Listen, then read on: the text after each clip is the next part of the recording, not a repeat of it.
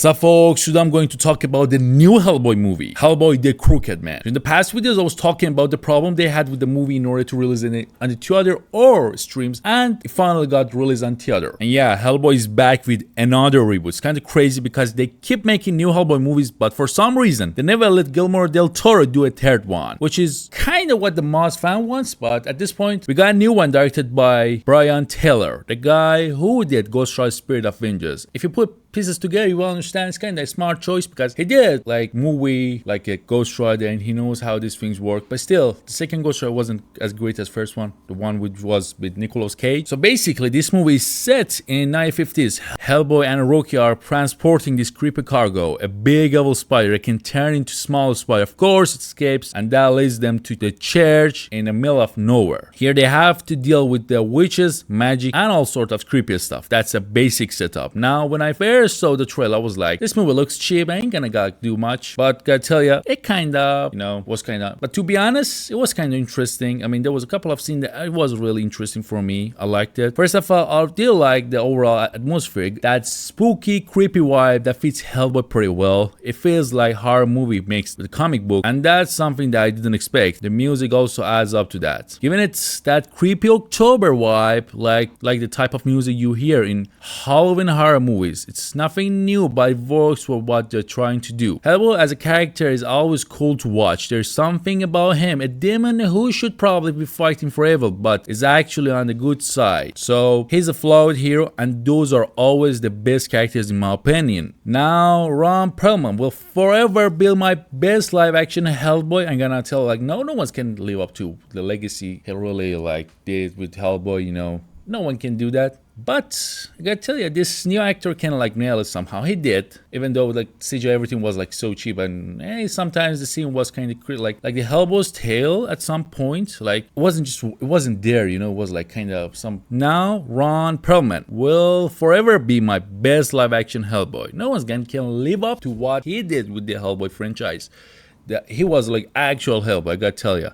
But this new actor does a pretty decent job. He nailed it for the movie, which was about this kind of a atmosphere and the Hellboy role in it. He nailed it. The movie itself is like a small comic book story, and I kind of like that. Not everything has to be this huge world-ending event. Sometimes smaller personal story works just fine. The problem is that it needs to be done well, and that's where this movie struggles a bit.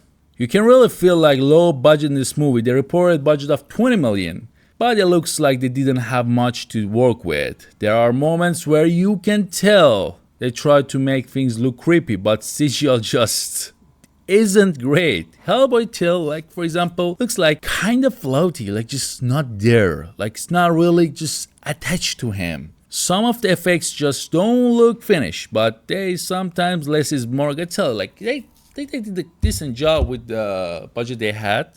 There will be space for doing more, but still there was something maybe we didn't know about this. I mean, they did a decent job, I tell you. Yeah, some of the effects just don't look finished, but they sometimes, I gotta tell you, less is more.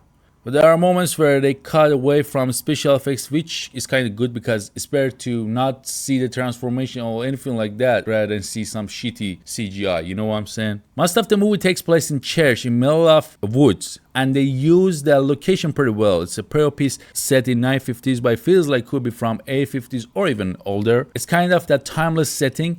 I think they played it smart with the budget by keeping it most of the movie in one place, but it does make the movie feel small. Now when I say the movie feels low budget, I mean it looks like it was shot on a camera which the people use it for a fan film on YouTube. So it's kind of thing it's cool. You see, fan-made movies are really something that in YouTube sometimes you really enjoy watching it, but it doesn't worth to pay I don't know, $50, $20, or let's say here $80 dirham, $90 dirham to just go watch something in cinema, which is kinda looks like a fan-made film in YouTube. Which in short it just simply didn't meet the expectation, and it's kind of far from the standards. The movie really feels like two different films.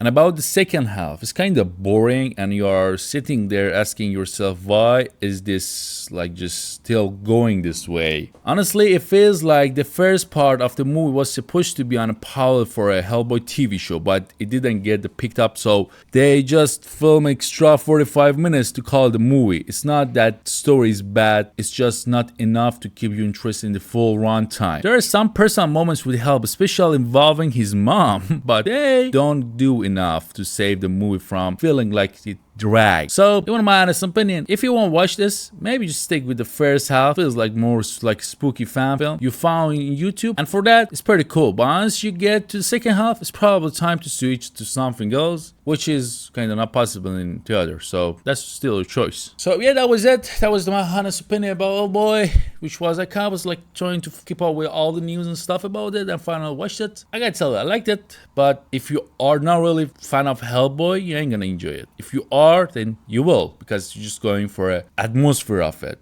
The story wasn't that great, but atmosphere, everything was really did kind of decent job. That was it. Thank you for watching. Don't forget to subscribe. Don't forget to like, and see you next time.